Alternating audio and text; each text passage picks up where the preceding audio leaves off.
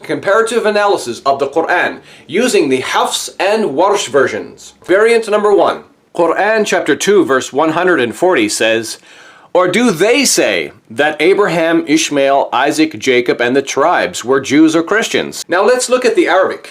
Notice here the Warsh Quran says, يَقُولُونَ, they say. But in the Hafs it's تَقُولُونَ, you say. In the Warsh Quran, the variant is a third-person masculine plural imperfect verb, but in the Hafs Quran, it's a second-person masculine plural imperfect verb. Notice also these two words begin with different letters. The letter Ya in the Warsh Quran, يَقُولُونَ, and the letter Ta in the Hafs, تَقُولُونَ. Variant number 2. Quran chapter 2 verse 58 says, "Remember when we said, 'Go into this town and eat from it wherever you like, freely. Enter the gate prostrating and say, Relieve us of our burdens. Your sins will be forgiven. We will grant increase to all good doers.'" Now let's look at the Arabic. Notice here the Warsh Quran says, "Yughfar," will be forgiven. But in the Hafs it's naghfir, we will forgive. In the Warsh Quran, the variant is a third-person masculine singular passive imperfect verb. But in the Hafs Quran, it's a first-person plural imperfect verb. Notice also, these two words begin with different letters.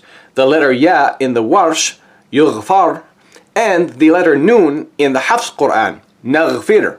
Variant number 3.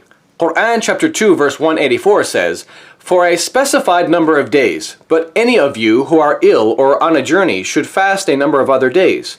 But those who are able to fast, their ransom is feeding poor men. And if someone does good on his own accord, it is better for him. But that you should fast is better for you, if you only knew." Now let's look at the Arabic. Notice here the Warsh Quran says, "Ta'ami masakin," feeding poor men. But in the Hafs it's "Ta'amu miskin," feeding a poor man. In the Warsh Quran, the variant masakin is a masculine plural noun, but in the Hafs Quran, the variant miskin is a masculine singular noun.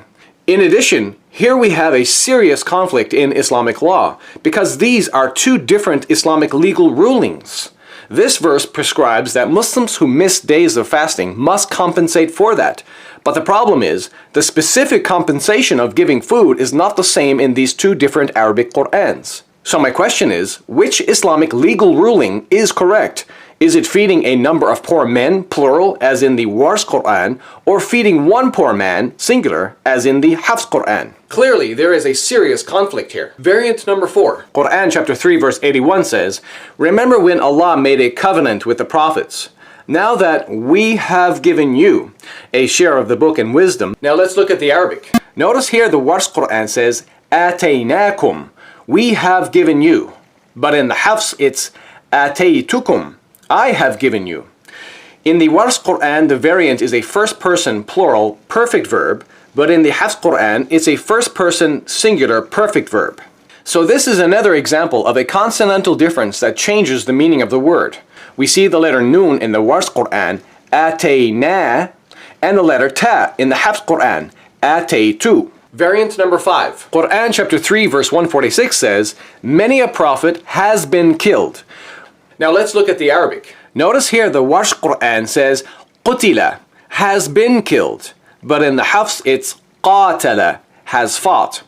In both cases the verb here is a third-person masculine singular perfect verb, but unlike the Hafs, in the Warsh the verb is passive, and that changes the meaning. So my question is, should the Quran say "Qutila," has been killed, as in the Warsh, or "Qatala," has fought, as in Hafs?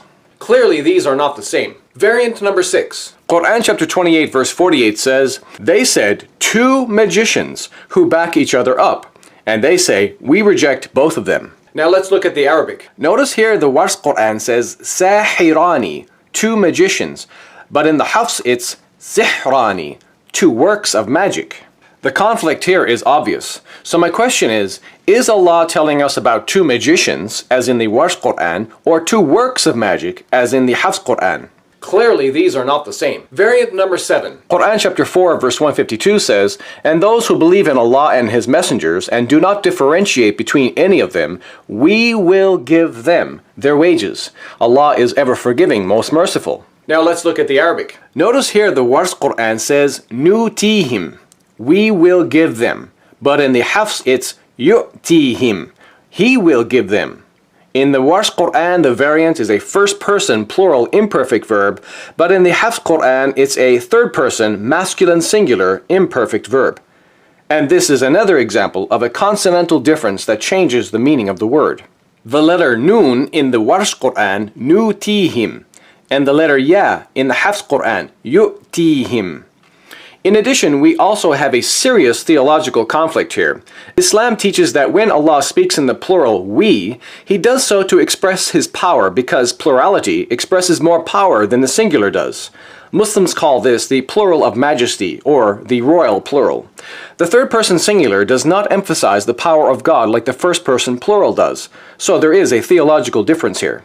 Therefore, Allah is more powerful at giving in the Warsh Quran than He is in the Hafs Quran. Variant number 8. Quran chapter 21 verse 4 says, Say, my Lord knows what is said in heaven and earth. He is the all-hearing, the all-knowing. Now let's look at the Arabic. Notice here the Warsh Quran says, Qul, say. This is a command verb. But in the Hafs it's qala, he said. In the Warsh Quran, the variant is a second-person masculine singular imperative verb.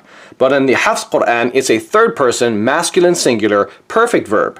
This is another important difference between these two Qur'ans. So my question is it an order that must be obeyed, as in Warsh, or is it simply a statement someone said, as in Hafs?